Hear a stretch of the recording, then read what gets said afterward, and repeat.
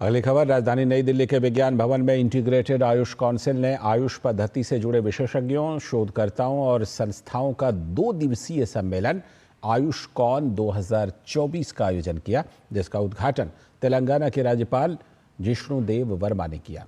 सम्मेलन में बड़ी संख्या में अर्धसैनिक बलों के जवान, शिक्षक, युवा और आयुष पेशेवर हिस्सा ले रहे हैं और इस बात पर मंथन कर रहे हैं कि देश की प्राचीन चिकित्सा पद्धतियों को एक समेकित रूप में कैसे वैकल्पिक चिकित्सा का रूप और लोकप्रिय स्वरूप प्रदान किया जा सके। इस सम्मेलन में देश भर के विभिन्न हिस्सों से आए योग और आयुष चिकित्सा पद्धति में अपना अमूल्य योगदान देने वाले व्यक्तियों को सम्मानित भी किया गया।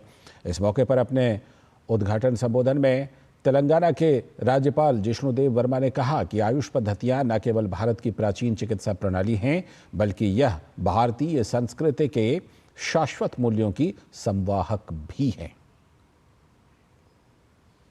Mind your thoughts, because your thoughts will become your words. Mind your words, because your words will become your action. And mind your action, because your action will become your character. And mind your character, because your character is your destiny. और इसी सम्मेलन को संबोधित करते हुए integrated Ayush council की अध्यक्ष और मशहूर स्त्री एवं प्रसूति रोग विशेषज्ञ डॉक्टर श्रेष्ठा नड्डा बासु ने कहा कि प्रधानमंत्री नरेंद्र मोदी के नेतृत्व में योग और परंपरागत आयुष चिकित्सा पद्धति के शोध, विकास और इसे जनप्रिय स्वरूप प्रदान किए जाने की दिशा में महत्वपूर्ण कार्य किए जा रहे हैं। माननीय प्रधानमंत्री मोदी जी, उन्होंने इसको बहुत सीरियसली लिया है और सारी उनकी गवर्नमेंट भी इसके ऊपर बहुत काम कर रही है। सबसे पहला काम तो हुआ कि एक आयुष अलग से मिनिस्ट्री बन गई। उसके अलावा क्या है कि अब इन्होंने इंटीग्रेटेड मेडिसिन, अब ये 2022 में ये बोला गया है कि हर हॉस्पिटल में एक इंटीग्रेटेड विंग ऑफ मेडिसिन होना चाहिए, तो जिसमें कि सरकार का बहुत बड़ा योगदान है।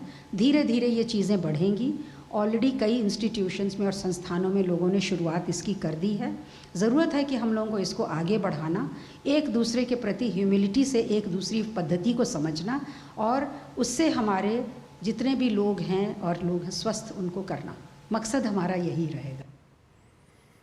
और इसी मौके पर सम्मेलन के संयोजक डॉक्टर विपिन कुमार ने कहा कि विकसित भारत का आधार आयुष की थीम पर आधारित इस सम्मेलन का मकसद देश की प्राचीनतम चिकित्सा पद्धतियों को एक समेकित मंच देकर लोकप्रिय स्वरूप प्रदान करना है। यहाँ पे सारे पैरामिलिट्री फोर्सेज के लोगों को बुलाया गया है। बीएसएफ के भी लोग भी हैं, एसएसबी के लोग हैं, सीआरपीएफ, सीआईएसएफ, पैरामिलिट्री के साथ साथ ये एमसीडी के शिक्षकों को बुलाया गया है ताकि ये शिक्षक यहाँ से सीख के जाएँ और बच्चों को वहाँ पे आयुष के बारे में बताएं, योग के बारे में बताएं।